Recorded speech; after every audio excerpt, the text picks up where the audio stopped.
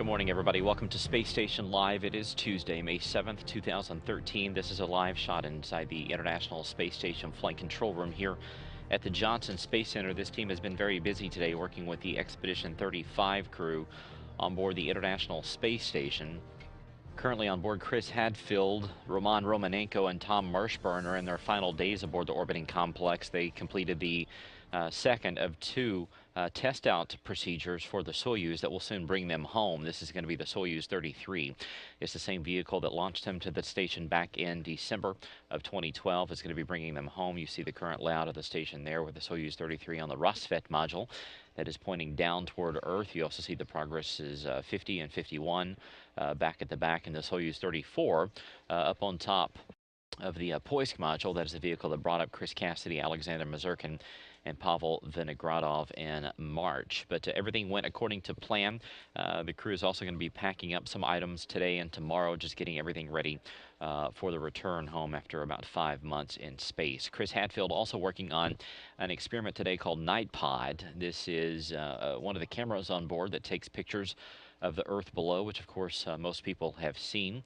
NightPod does pretty much what it sounds like. It helps the crew take photos of nighttime cities and other items down on the planet below. It's a little bit hard to take night pictures on board the International Space Station because of how fast the orbiting complex is traveling.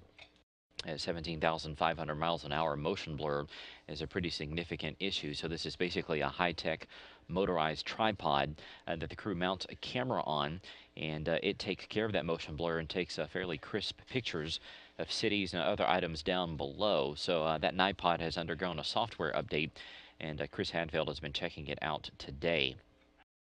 Pavel Vinogradov and Alexander Mazurkin have been busy since yesterday unpacking the Progress 51 vehicle. As we mentioned, it's at the back of the Russian segment of the International Space Station. That is the Zvezda service module.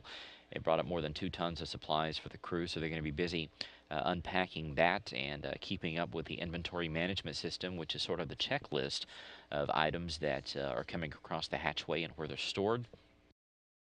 Vinogradov also has a physical fitness evaluation later on today on the treadmill that's back in the Russian segment. They do that from time to time just to monitor the crew's health.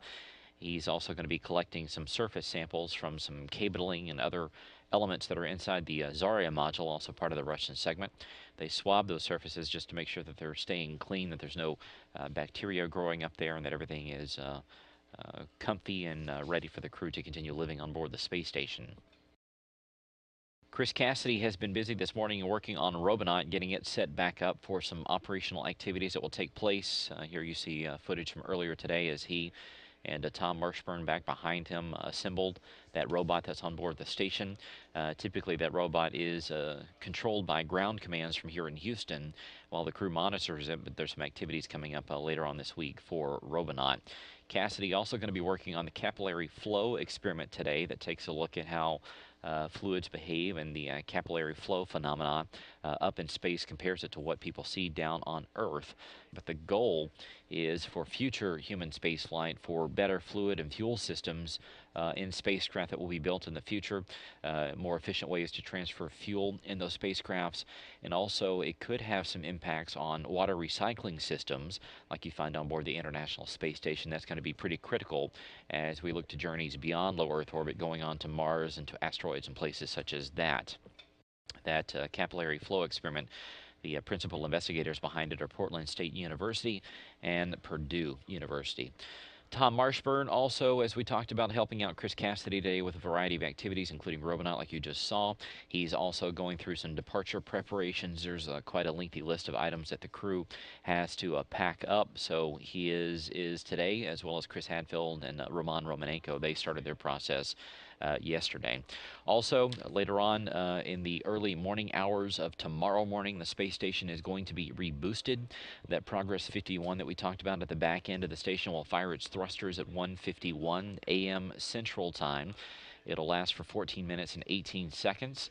This is going to set up the station for the upcoming undocking and also the launch of Fyodor Yurchikhin, Luca Parmitano, and Karen Nyberg. So the space station basically just getting positioned for all these upcoming activities. At the end of that, the station's orbit will be 258.7 by 255.4 statute miles. And finally today, The crew has several different crew Earth observation opportunities for them to take a look down at the planet below to take some photos if they have time. There's some flooding taking place in Saudi Arabia that they're going to be flying over, so they'll try to get pictures of that. There's also an impact crater in Libya that's fairly unusual because it's only about 2 kilometers wide, which sounds fairly wide, but for an impact crater, it's really not all that large. But more importantly than that, it's actually not all that old. So it's about 120 million years old, which is fairly young for an impact crater. In comparison to this, they're going to be flying over another one of these, which is called the West Hawk Impact Crater in Manitoba, Canada. This is just to the north of Lake of the Woods, up there on the border of the U.S. and Canada. This one is 4.5 kilometers wide, so it's quite a significant, more larger size, and it's about 350 million years old. So if you would like to take a look at any of these photos, just log on to eol.jsc.nasa.gov.